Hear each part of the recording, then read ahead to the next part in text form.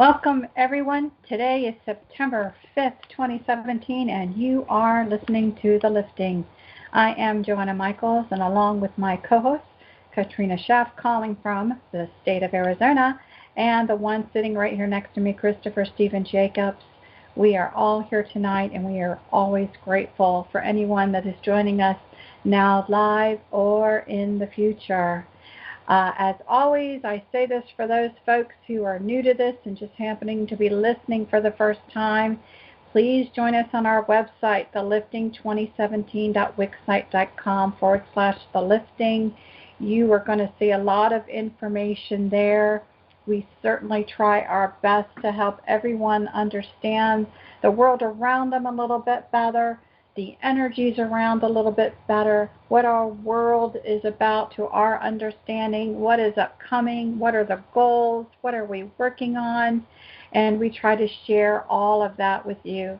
And so if you are new, we recommend you start by looking at the blogs and watching the lifting episodes, and then please peruse the whole site because there are so many things to watch and listen to, and hopefully you will find inspiration and comfort in the messages that we are trying to bring forth. So if you have any questions regarding any of the materials on the site, regarding any of the shows, or just something out there that you're curious about, we do Q&A shows. And then our next Q&A show is on Thursday, September 14th. We ask that people send us questions to our Gmail account, which is thelifting2017@gmail.com, and we will do our best. Most of the questions are pre-channeled so we can get through as many as possible, and then if there's any more time remaining, then we will ask the audience if they have any live questions and or ask the guides if they have any questions for us. So today, Chris is going to provide the opening comments for the show, so take it away, Chris. All right. So the last few weeks we have been talking about tools to aid in clearing environments to provide you a space in which to have optimal peace in which to grow. So it makes sense that this show tonight continues that conversation by providing a discussion on Feng Shui. I'm proud to say that in our midst is someone who has a lot of knowledge about this, my mother, Katrina. And I am so happy she will speak with us tonight. Now, as always, let's begin with an affirmation and a blessing. My mother wrote the affirmation and blessing for tonight. So after reading it, Mom, please go into your discussion. Nature, music, and sounds, colors, and the objects that you place around you help determine your personal energy, your health, and your spiritual growth. Good evening, everyone. As I talked about in the blog this week, I'm going to share knowledge I have on Feng Shui. I've been studying this art for many years, and I have taught some classes on it. I'm not an expert by any means or a master, but I do know quite a bit about it. Feng Shui is much easier to teach in person because you have visual aids, but I'll try and explain it as detailed as I can. Please know that I am sending the diagrams and other information I'm going to mention tonight to Chris and Joanna to upload to the lifting website. So if you cannot write it all down tonight or you can't remember it, you can print it out and find it later this week on the website. I know many of you know or practice Feng Shui, but there are many that do not. So it is important to us at the lifting that we touch on all subjects. So if someone has not learned about this art, we can help share this idea and any other new or old ideas and arts that our listeners want to know about. Feng Shui is the Chinese art of placement, which balances and enhances your environment.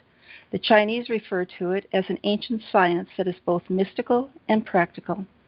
It originated back in the beginning of the Chinese civilization and was put into writing approximately 5,000 years ago and was possibly used way before that. Feng Shui means wind and water. The ancient Chinese discovered that if they built their homes in the right location, ideally with the hills behind them and gentle flowing water in the front, that they could lead lives of happiness, contentment, and abundance. The wind and water link you to your surroundings, whether they are man-made, cosmic, or local. They sought to channel and harness and harmonize environmental forces like wind and water to not only improve their landscapes, but their lives. Feng Shui is a mix of Buddhism, Taoism, and the yin-yang theory of balance with nature, common sense, some superstition, and just plain good taste. When applying Feng Shui to your life, you're creating and harnessing Qi. Qi is the breath, the cosmic breath, our non-biological self, our human spirit, and the essence that is central to our physical, environmental, and emotional balance. We call it positive energy and/or our soul. As we have talked about, this essence is the constant. It lives long after our bodies die. Feng Shui and Qi work together to influence ourselves and teaches us how your thoughts, actions, environment, relationship to nature, and positive ways to use energy to change your life. There are many teachings on Feng Shui, but tonight I'm going to talk about the form of Feng Shui called the Pakua. It's B-A-Q-U-A, and it's pronounced Pa and Kwa, which means black hat.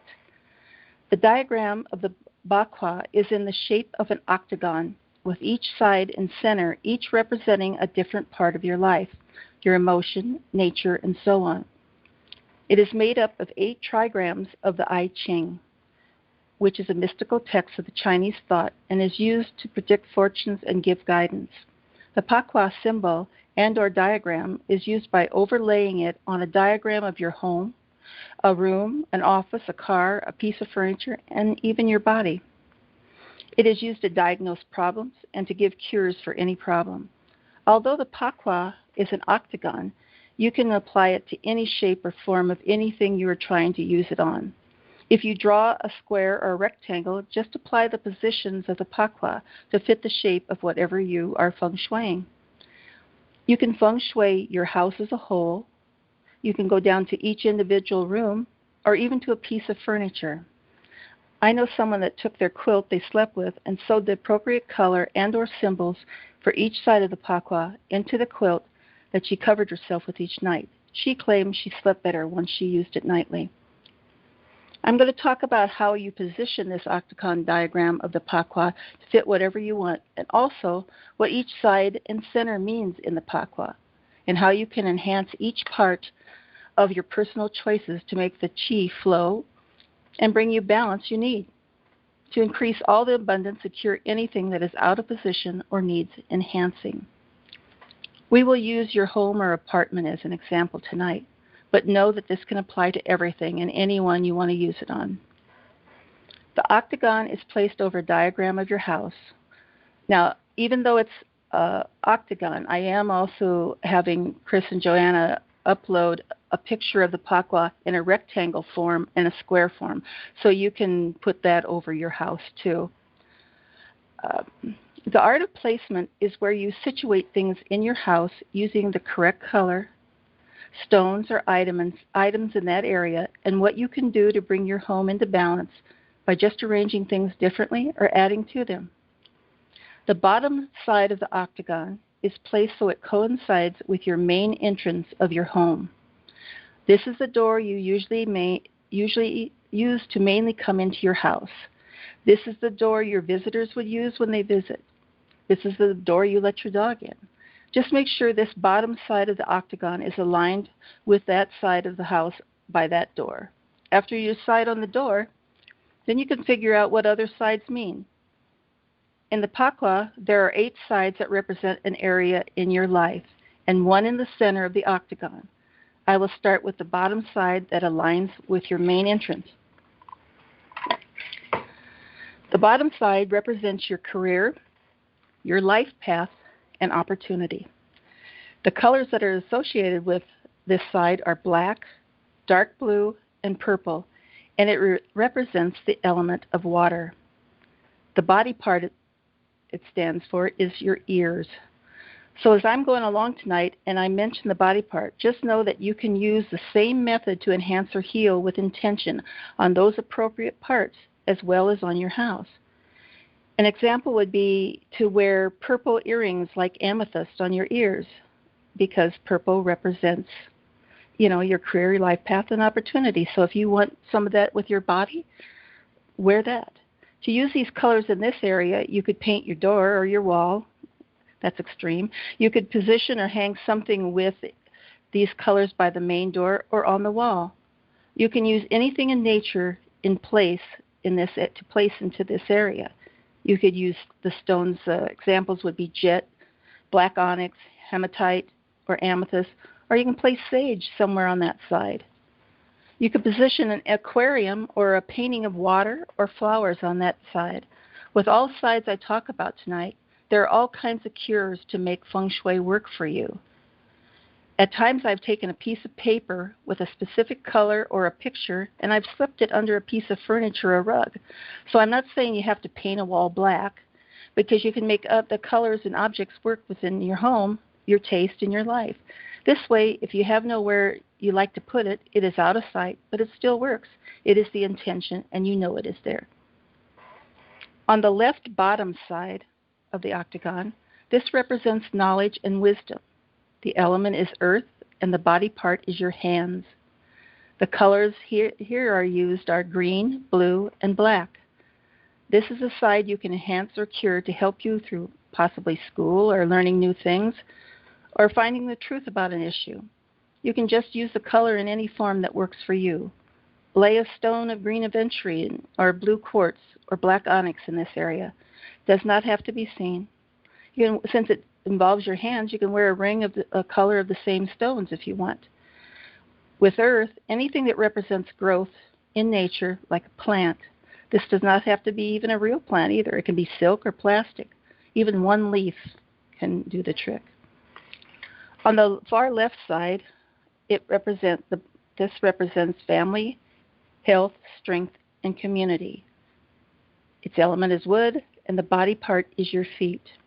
The colors for this area are green, blue, and blue-green, like a teal color. Use any color stone material of these colors in that area for your feet. Get creative and wear fancy socks or paint your toenails. On the left top side of the octagon represents wealth, prosperity, and self-worth. This section is also wood, and the body part is your hips. The colors are blue, gold, purple, and reds. The same goes for this. Use stones, paper, material that are these colors. Examples of stone would be carnelian, citrine, red, jasper, or jade. It is your choice. As for your hips, I guess you could get real creative with your underwear. I know some people who go very extreme with tattoos and even color markers. This is not necessarily my choice, but I guess a small dot of that color on each hip cannot hurt. The very top of the octagon represents fame, reputation, social life, and integrity. The body part is your eyes. The colors are reds or orange or any variation of them. For stones, examples would be ruby, maybe fire opal, orange topaz, or you can paint a rock one of these colors and sit it behind something. It is also a good place for a fireplace. The eyes may be a little tricky with red and orange, but I know you're creative and you come up with something. Maybe glass frames or possibly just the intention would work. Right top side, this represents love, relationship, marriage, partnerships, and friendships. This represents earth, and the colors are red, pink, white, yellow, and earth tones, and the body part is the abdomen. Pink quartz, white quartz, clear quartz, howlite, ruby, and emerald, they're good stones to use. Any stone that blends all three, or a painting or a knick-knack can also be used in that area. Use your imagination, and anything that is those colors can be seen or hidden. Be creative for your abdomen with clothes, or as a friend of mine did, she put a stone in her belly button. Right side, far right side, this side represents your family, your children, joy, and creativity. The body part is your mouth, and the element is metal. The colors are silver, white, pastels, all metals, and bright colors. As an example, a piece of silver jewelry would work, or even a lamp. The options are up to you and should be personal to you and work with your environment.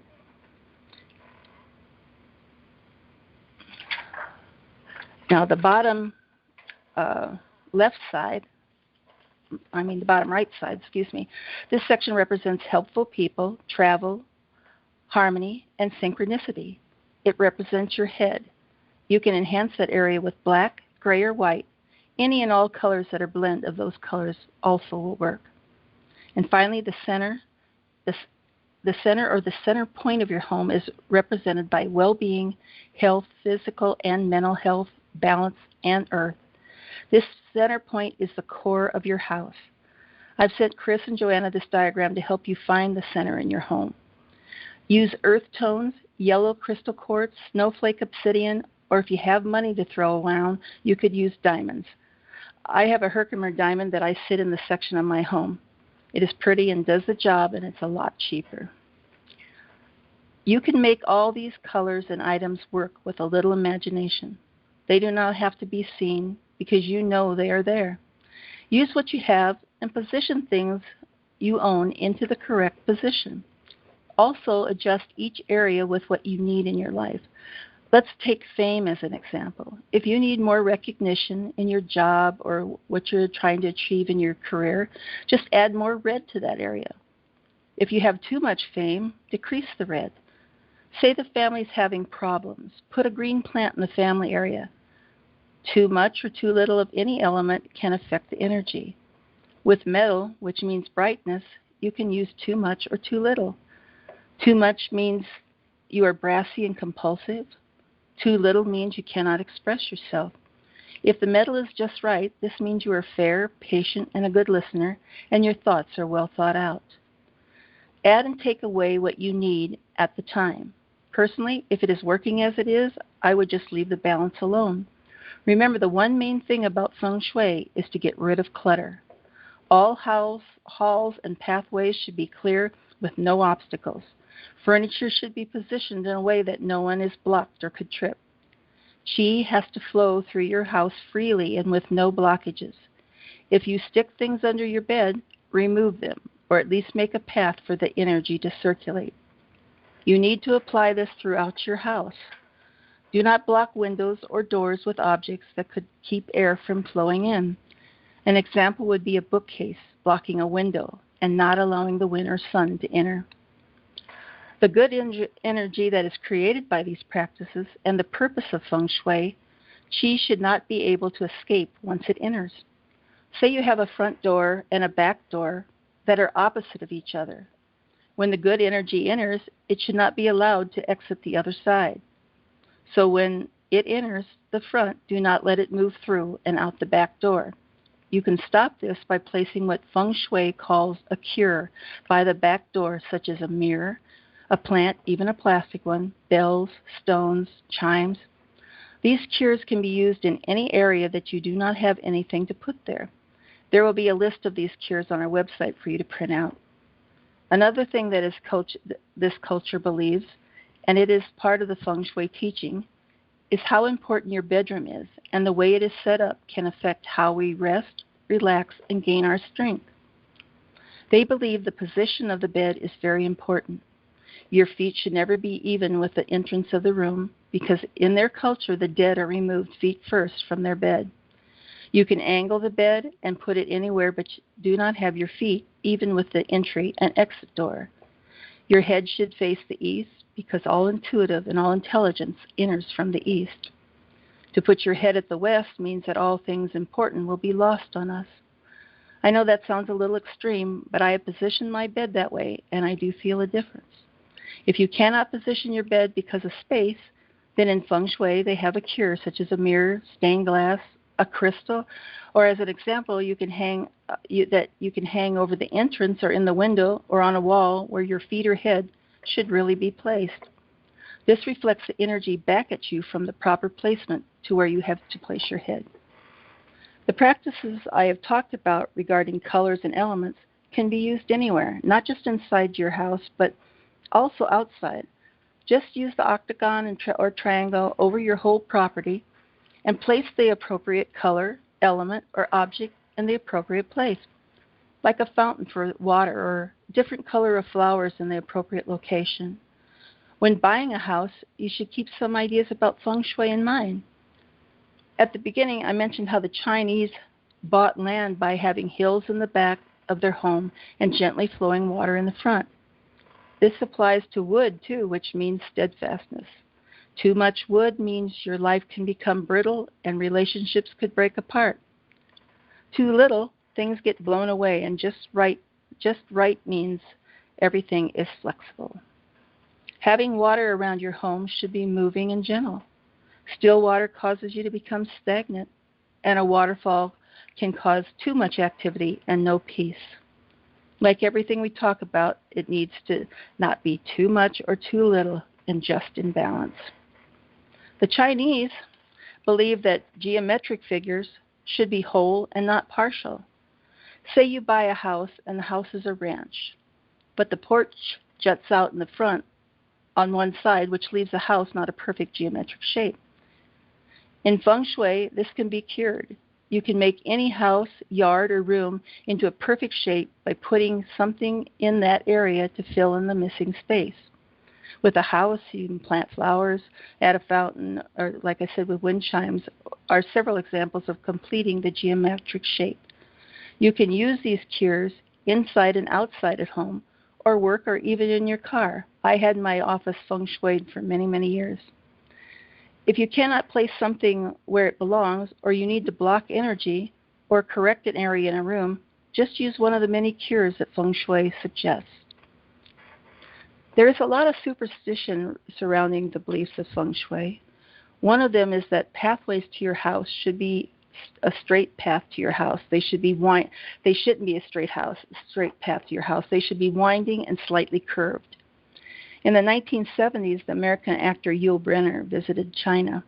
As part of a sightseeing tour, he was taken to a park which had a bridge that zigzagged across an ornamental lake.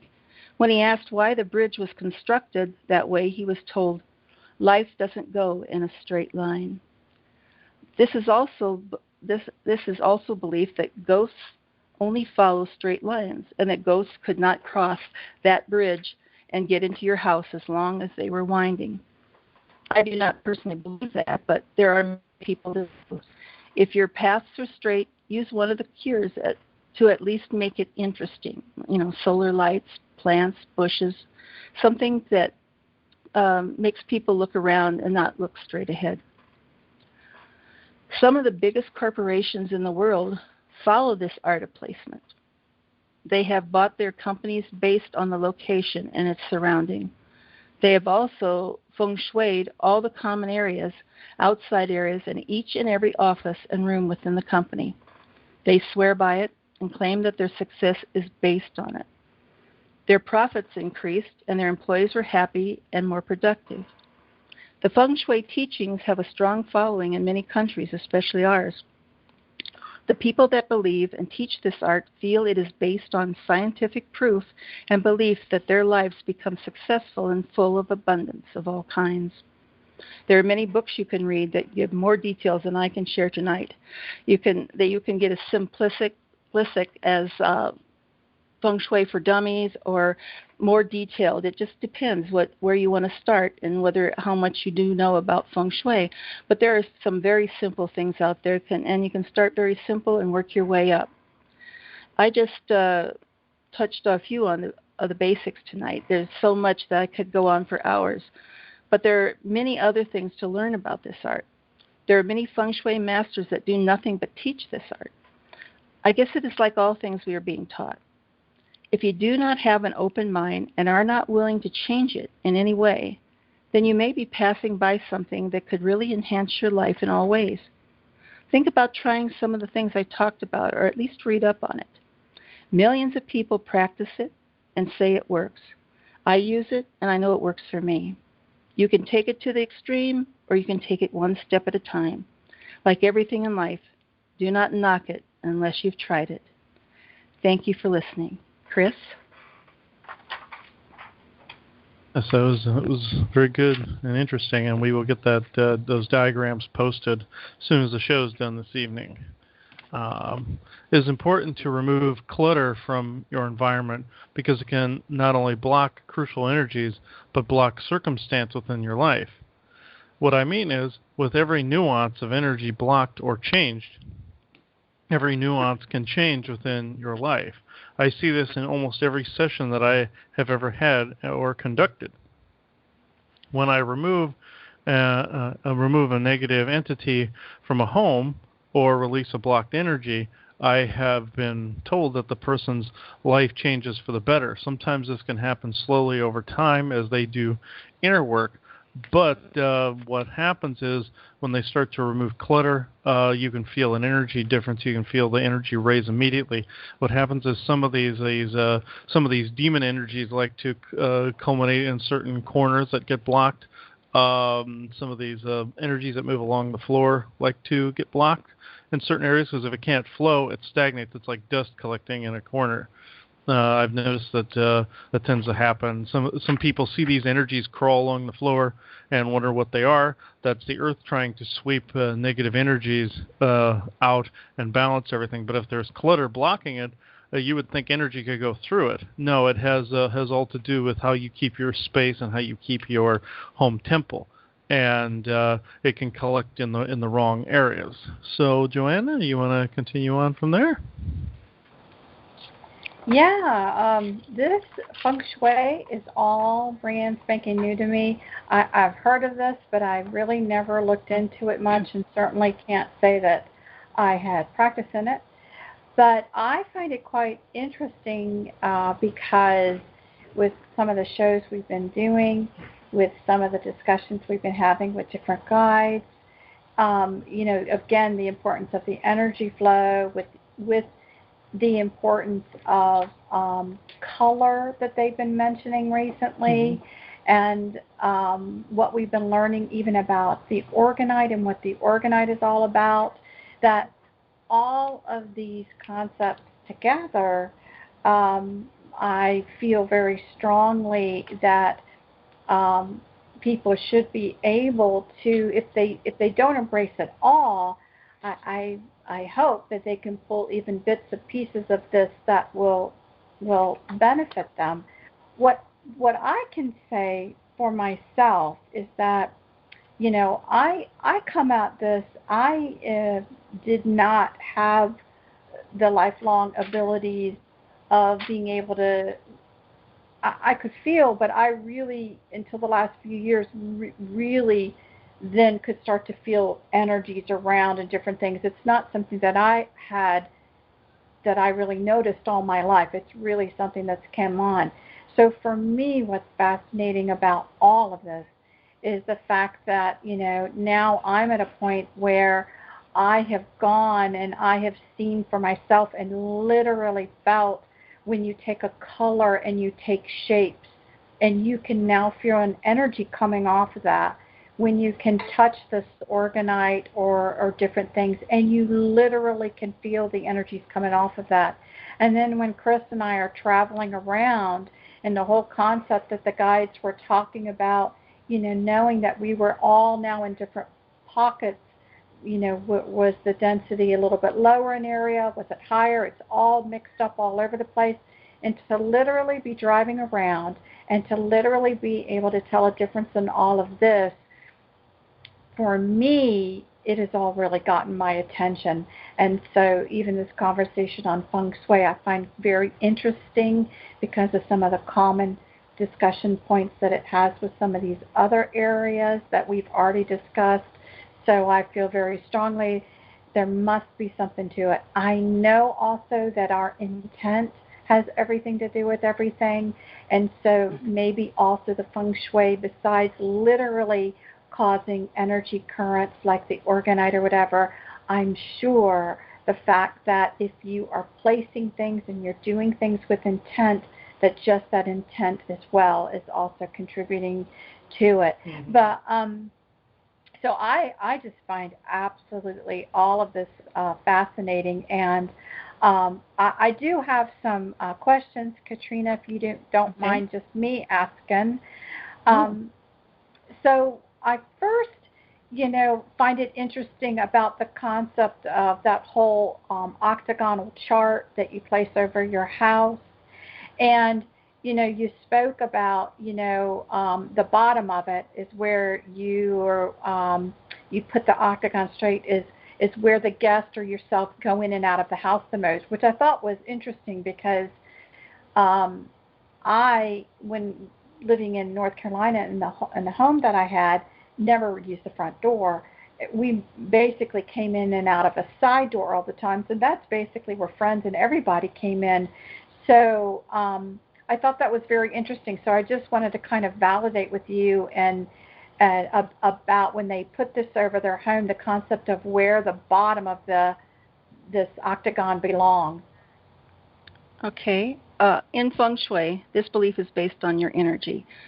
If this door that you use and the door where you greet your family and friends, if that is that door, then this door represents where your love and friendship enter. There would not be as much positive energy on a door you do not use all the time, and that door basically just becomes like a wall in your house. Each time you enter the door you always use, you are bringing out not only your energy through the house, but also the people you love with you. So as you come in, if they're not even there, you're bringing their energy with you, which is kind of a comforting thought. Okay, that's cool. Okay, now I get it. Okay, I get that a little bit better because I didn't. I thought that was interesting, but I'm like, why? Yeah, and also you can do that on a bedroom because you have a main bedroom door. Any room that you go into, you can take that individual room, put that bakwa, and face that bottom side to where your door entrance is, and then not only have your house feng shuied, but each individual room. Yeah, it really is very fascinating to me, this whole subject. But you talked about, like your bedroom and everything. So the one thing one of the first things I noticed, because Chris and I are actually, going around right now, staying with people, and the bedroom that we're in right now, I wanted a clarification because it's not that our feet are even with the door, but the way the bedroom has had to be set up is that our feet aim at the door. So that's the way we're kind of set up in this bedroom. So what do you say about that? Well, like I mentioned, Feng Shui is based on the Chinese culture, their beliefs, and a little bit of superstition. We have to keep in mind when we are placing and arranging things to meet our culture and our beliefs. In their belief system, the bed with the feet facing the door is called the coffin position. Since they believe the most important piece of furniture in your house is your bed, it holds major importance to them. We spend more time in that location than any other in an intimate and personal way. So it's important that it is a place of comfort, love, and peace. Although this is an important place, we may not have the same belief regarding our bed as they do. Now, if you want to follow Feng Shui completely, there are things you can do to block this. You can move your bed just a few inches, not straight on. You could put a mirror on your headboard, a small one, to reflect back the negative energy coming through the door. Or you could place a color on the foot of your bed, like a throw that represents protection, which would be red, health, green or teal, or love, pink, white, or red, or a quilt of many colors. It is important that you see the door of your bedroom from your bed, though. That's very important. This way, no one enters that you do not see. This would also include an office door or any room you use on a continuous basis. So you say you have a favorite living room chair that you sit in all the time. Be sure your chair is facing the entry door so you can see all and anything coming in. Putting your back in a room to an entryway in Feng Shui is not a good thing. It is important that we are always aware of our surroundings and also in a position to greet people we love and remove something that does not belong there. Just be practical and creative, and most of all, use common sense. Make these decisions based on how you feel and you believe. Putting your intention into anything can correct any energy. Great, that's great. That's really interesting. And I think you said something also, which I thought was interesting as well, because it made me, of course, think about the orgonite and all of the different things about, and I'm not sure if you said it, was it using crystals and things as well. That if you just put crystals up, as that was another option for a mirror or something like that, right? Right. You can do that most definitely. Yeah.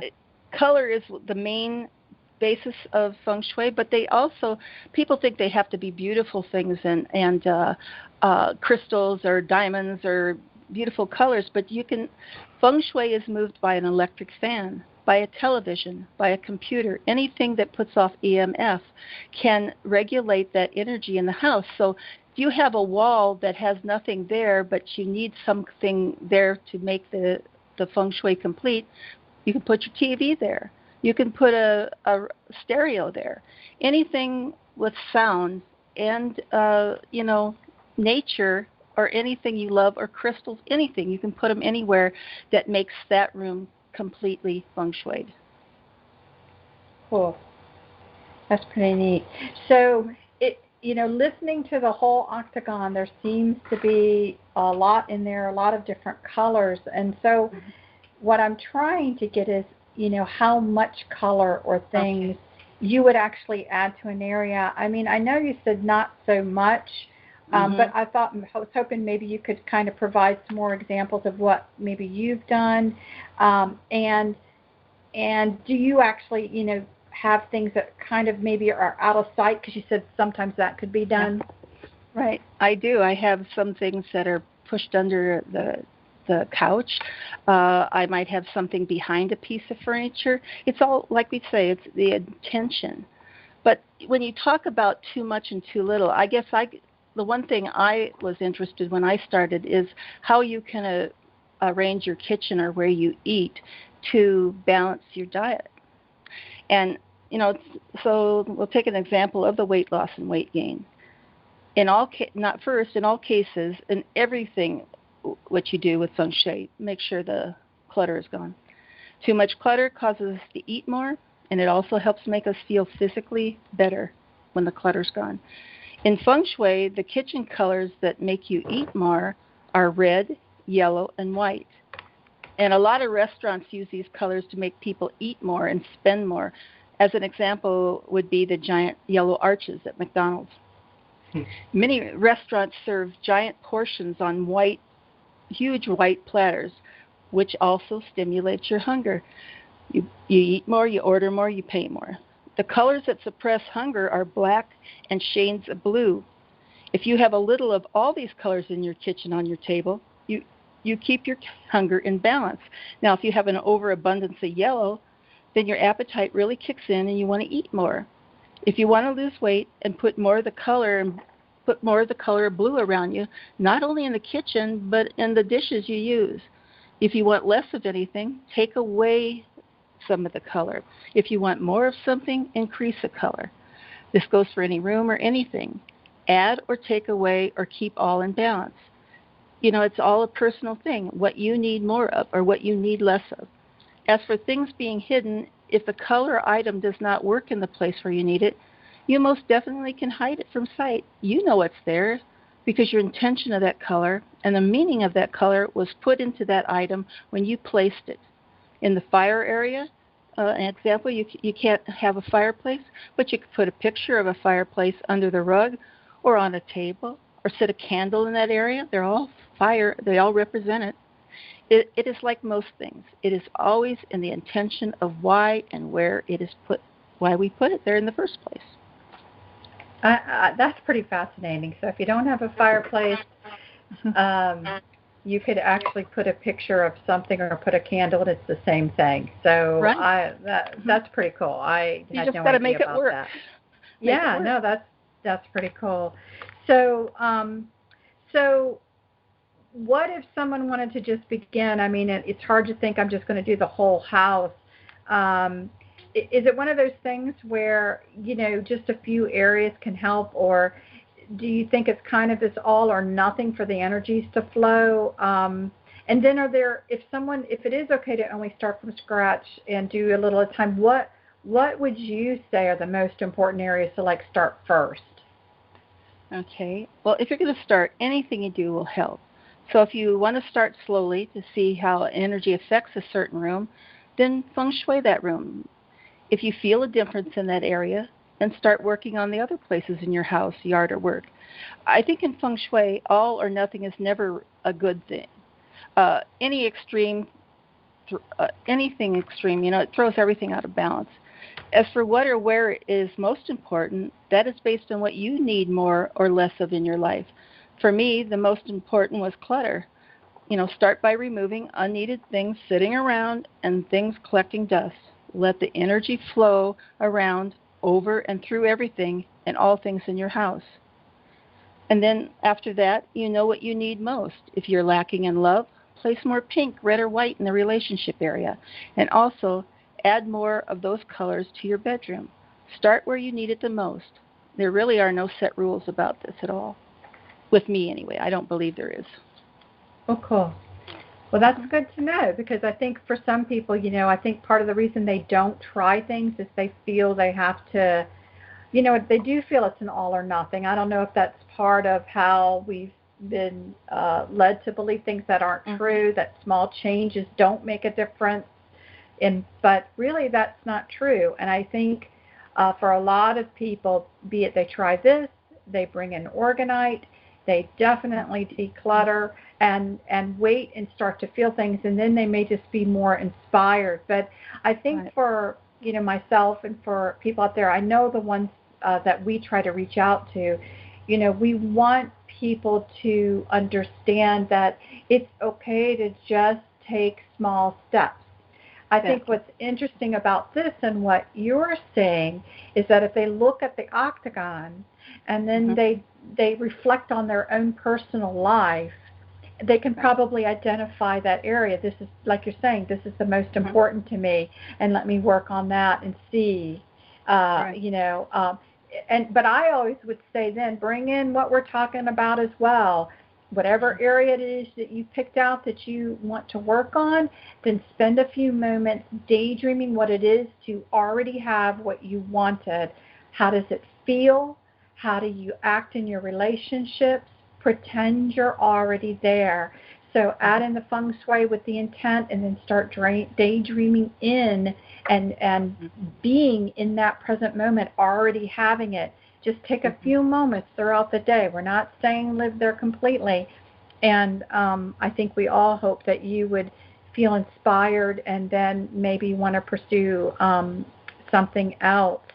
So it's funny because, when we decided to do this show, because we thought it was a continuation of these energies discussion, and from when we did the Organite show, talking about the absorption and regeneration of good energy, the absorption of bad, and regeneration, that's what these energy tools do, as well as other things.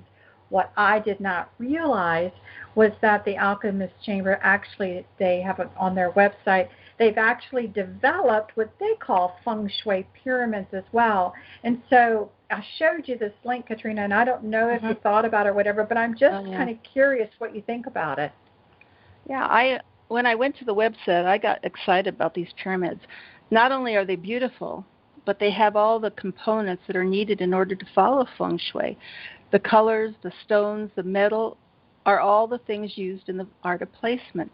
If you have a place you do not want to put a certain color or lay a stone, you would definitely use one of these pyramids because they're pretty. They move energy and balance energy, and each pyramid represents a different corner of the pakwa. Everybody really should check it out. They're really beautiful items. Oh, that's cool. I'm glad to hear that. I actually had no idea what you were going to say. So, Donna and Sienna Deerhart and the ODBs, we just get more and more, impressed, and we get so excited when we run across, and ourselves again. I'm not saying this because they're bestie friends of mine and whatever. I'm actually giving this endorsement because I held the product, and I know I was blown away by the energies that I could feel off of them, and that's what I'm saying to people. And so we, in fact, Chris and I have some of the rods coming, because we thought, for ourselves as well as gifting them to my sister who we're with right now, that we ought to travel with some, so that no matter where we go, we can always, since we're not going to put them into the ground since we don't own, but to have 4 to put in in corners of the room to kind of start to create a little healthier space no matter where we go on the road. And we're going to try that out, and I think they're on their way. And so Chris and I are kind of excited to even try that out as well, and then be able to give a report back on what we think about it. Hopefully we will not be disappointed. I certainly haven't been disappointed with anything else. So, well, what I did read is that they had several Herkimer diamonds in each one of the pyramids, along with with gold. And Herkimer diamond, for me, is one of the most powerful things you can hold or use in your house. And I've had a large one for years. And when I saw that, I was sold. I thought that was amazing. Oh, well, that's cool. Mm-hmm. All right. Well, enough gabbing for us right now. So, Chris, come on board and let's see what the Galactics have to say all about this stuff. Okay. Had a hard time reaching the guides tonight, but there are, I believe, there's 1, 2, 3, 4, 5, 6, 7 of them. I think 9 of them, actually. Several of them that they're saying ones I don't see. Okay. Okay, who wants to talk this evening? There's actually a group that I kind of halfway expected, sort of, to be here. This was a group that Joanne and I encountered very recently. They called themselves a group of Ebens, and they also said they were Donna and Sienna's ODB group, or one of them, anyway. So they're extremely proficient in placement of objects, crystals, everything, and they're the ones that gave them the ideas for the pyramids and all the other things they have. And so I'm gonna see how many of them there are. Hang on, where are you at? Oh, there we are. Meanwhile, there's something diddling with my foot at the moment to try to distract me. So let me see here. Okay. Let's see. Who wants to talk? Okay, we'll see if I can get this guy's name.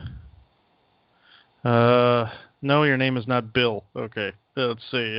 They do this to me constantly. They joke around to see if they can get me to laugh. So let's see. I'll bring him through.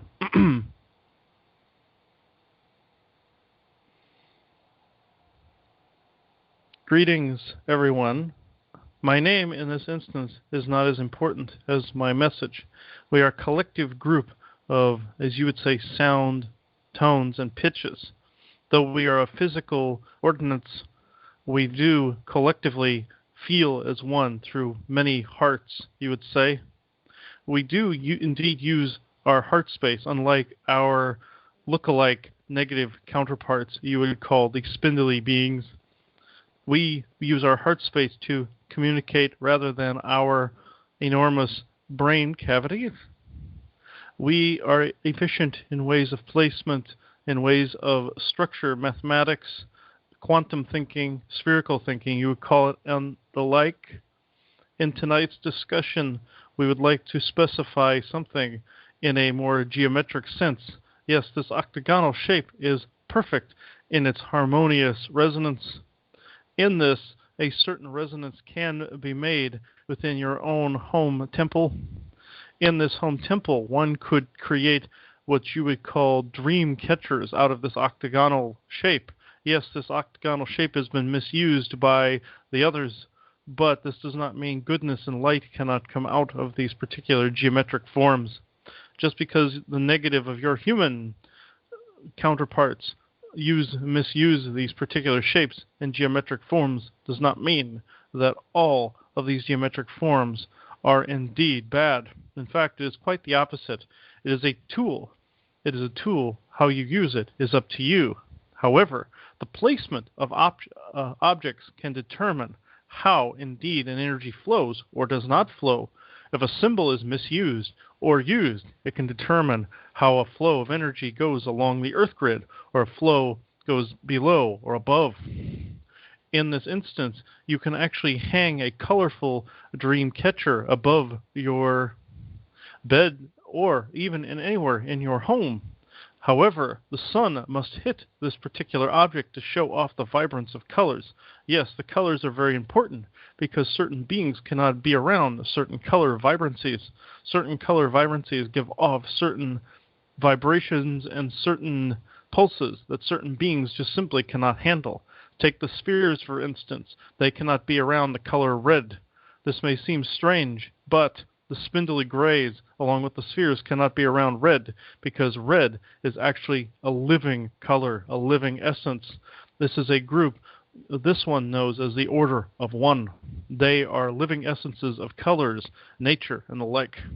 They rule this particular domain, as you humans would say. Now, in this particular color fashion, you can use the colors of the rainbow if you wish, but what is most important is that you place this particular object with the intention of the heart space. In this particular intention of the heart space, we insist upon the placement in that fashion. The inner geometry is actually up to you. Whatever the soul or the heart space comes up with for adding whatever you wish to add. However, certain objects, we can tell you, actually hold certain resonances. Certain shells, like the ones these two call the God's eyes, or little shells along the outer perimeter of the octagonal shape, of varying colors and sizes, or even a crystal in the center. This is very much like the one you know of as Chawanda's people use for their particular dream catcher technology, but he will eventually have to talk about this particular subject when the time is right. This particular dream catcher is not the only thing, everyone, that can be used. Certain stones of certain colors and vibrancies can actually be placed throughout your home. As all of you have said, crystals and quartz, yes, this is the most commonly known. But what is not so commonly known is that the colors of each stone that you use, even contrary to their particular listed healing capabilities, can have an alternate alchemy to them.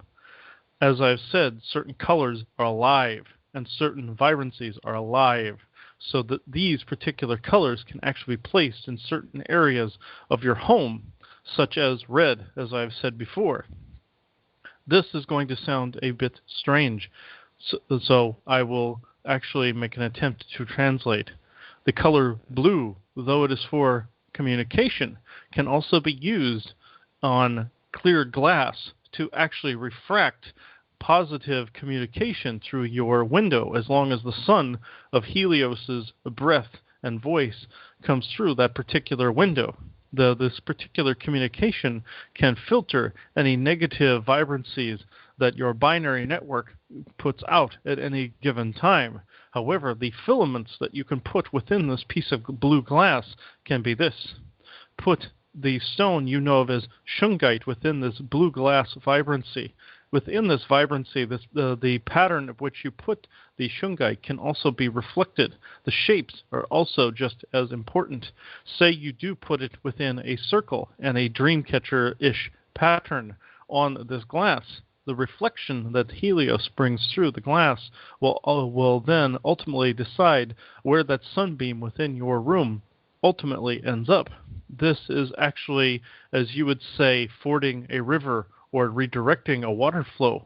This is all no different than actually directing a water flow in that particular respect.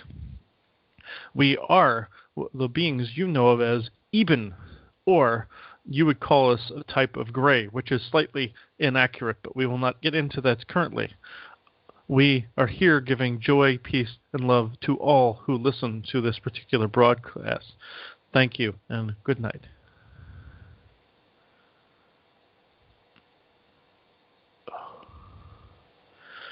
Whew. All right.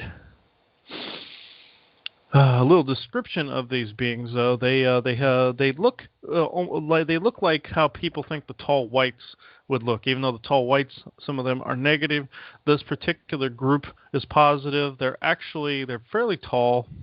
If I had to judge a height on the being that just channeled through me, he is, I would say, roughly 7 feet tall. Um, a little over, probably 7.5. His head has a crease down the back side, and his skin is pure white, with, I'd have to say, a little bit of scaling. He says he has a little bit of reptilian in him, but they're not the bad kind, folks. There are actually good ones out there. And there's several children with him and a couple other, I don't want to say children, but there are others with him that are like teenage year-looking people. And there are other galactics here. Oh, no, you don't want to talk. Okay, let me see who else wants to talk. No, they're all pointing at somebody that's clear up the street here. Okay. Why are you all the way out there? Okay. Who is actually wanting to talk? Ooh. Whoever they are, you're a very high vibration, so I cannot see you very well. Ooh, let's see. Okay, I'm having trouble locating who you are. All right, I'll just actually, this is more of a feeling. Gotcha. This isn't meant to be spoken. Okay. Okay, yeah, you're making me work for this one. Thank you. All right, this is actually what? Okay, I'm seeing, okay, they're not wanting me to translate what I'm seeing. Okay. Okay, this is more of a feeling of, I would have to say, geometric shapes being placed, just like what you said, Mom, about the shapes being placed over the house. I know Michael does this when I do clearings. Mm-hmm. I never knew why he was doing this, but now I know. Of course, there you are, Michael. I figured you were out there. Okay. Again, he is actually not saying anything. He's just wanting me to figure this out. Of course, he threw me under the bus today. Okay, let me see. Okay, he's making me feel out the geometry and actually building the geometry based on solely feeling. Even though he's showing it to me, this geometry can actually be formed by those very objects that those Ebens were saying placed within the house. Those pyramids can do it. The Feng Shui pyramids could do it. Certain colored stones could do it. And they're showing me the feeling based on objects that actually hang in your home, with crystals hanging from them, stones hanging from them. These look like chimes, but they're actually based on like sound tones, and the shapes are based on sounds, like whirlwinds and whirligigs and such. They're saying whirligigs will work too. Okay, outside. Anything that can have wind flowing across it, water flowing through it. And then they're making me feel these different shapes out, because Michael is technically supposed to be the master of sacred geometry. No, yeah, thank you, John. John is basically saying he just thinks he is. Okay. Let's see. They're throwing each other under the bus. Okay. Okay. Okay. Somebody's got to speak through me. They're translating this through quantum thinking, which is called spherical thinking, and to try to translate it in English is fairly difficult. So let me see. I'll see. Okay, Michael, you want to talk? Okay. Thank you.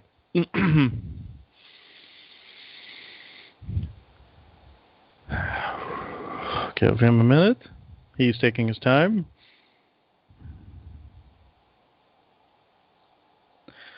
Greetings. You all know me as Mikhail or Michael.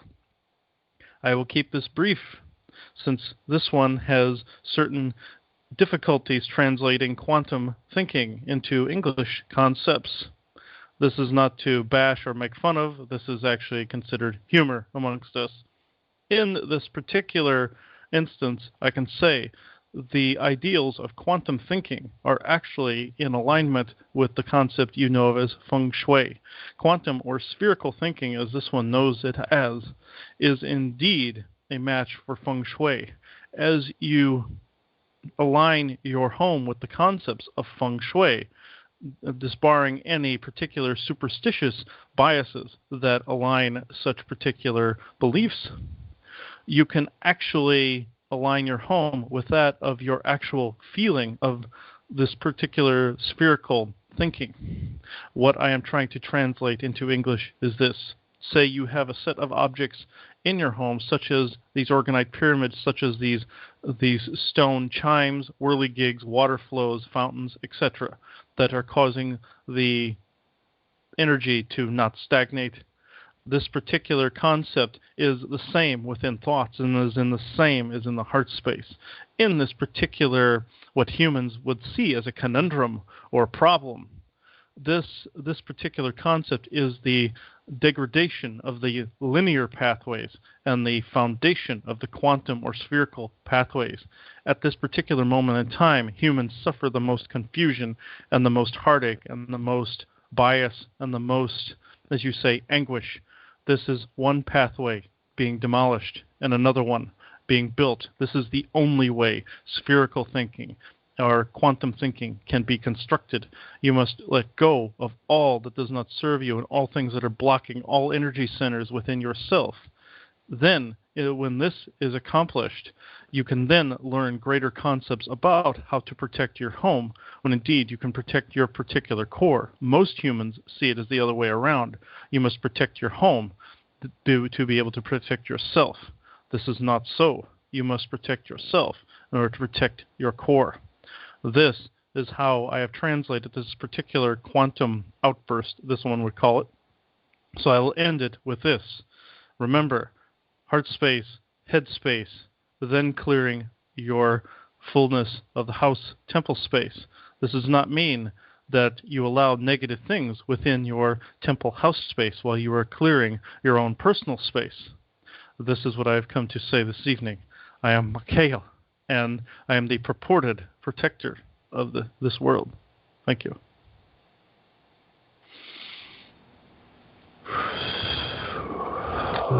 All right. All right. I didn't think they were actually going to show up tonight. They fooled me yet again. Okay. All right. It looks like we are done this evening. We have the last affirmation and blessing to read. Chris, Joanna? Chris, Yeah. first, make a correction on something I said tonight. Yeah. I said for the last side, I called it the bottom left side. I should have been calling it the bottom right side. The bottom right side of the octagon is the section for helpful people, travel, harmony, and synchronicity, and the colors were black, gray, and white. And I also wanted to mention, if any of you have any questions at all about the Feng Shui, or you want me to answer a personal question about your home or anything on Feng Shui, just send it to our lifting website, and we'll handle it on the Q&A. And that's it. All right. All right, everybody. So I hope you enjoyed the show tonight. You're probably going to hear us talk more and more about it as we come across it. I will say, I'm telling you guys, Chris and I were someplace, and this particular person had discs, and these discs were clear and different colors. And but then they had the geometric patterns in them. So as we're learning, Chris and I, and as Donna and them can tell you, true alchemical processes that occur, you add, a shape to a color or a crystal, and even affirmations or whatever, and those are very powerful parts. But anyway, I picked up this disc. And the goal was that in this particular one, with the geometric shape, but if you hold it up to light and let the light then shine on you, that it had healing properties.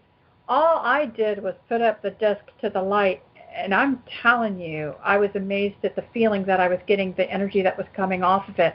So I'm actually now kind of even very fascinated by what Chris channeled earlier, talking about the lights coming through and whatever, because I just experienced that probably about 6, 7 months ago was something that I was fascinated with and had no idea about. So there's something about all of this, people. I am telling you, anybody else can give a testament if they've felt things, but I'm telling you, we certainly have, and I'm sure there is way more to come. But as Michael tried to put perspective to things, that you have to work on your inner issues and your inner self and your heart space and everything, and then your home you can make better as well, and altogether it's going to aid you, everyone, in their personal growth and journey. So for tonight's affirmation and blessing, always remember that you can bring to you the future you desire. That is what growth is all about. And when you see or feel someone in need, go to the end and see them happy and healthy and enjoy instead of downtrodden or sick. Those are the energies that will assist in their upliftment. Remember this and find your joy. Blessings to all. And everyone have a great rest of the week, and we will see you guys again next Tuesday. If you have any questions, send them to us at the lifting. If you need any assistance whatsoever, you can reach out to Chris or Katrina, and they will do everything they can for you. So with that, guys, we'll talk to you next Tuesday, and good night, and have a great weekend. Night, everyone. Good night, everybody.